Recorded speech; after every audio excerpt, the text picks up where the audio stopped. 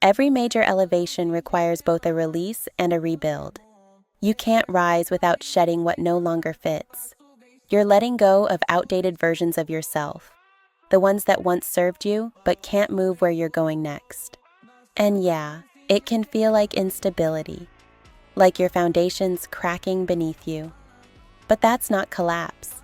That's recalibration. The universe is reorganizing everything to match your new frequency. You're not falling apart. You're being realigned. Every release is clearing space for something stronger, wiser, and more in tune with your purpose. Trust this process. What's leaving is making room for what's meant.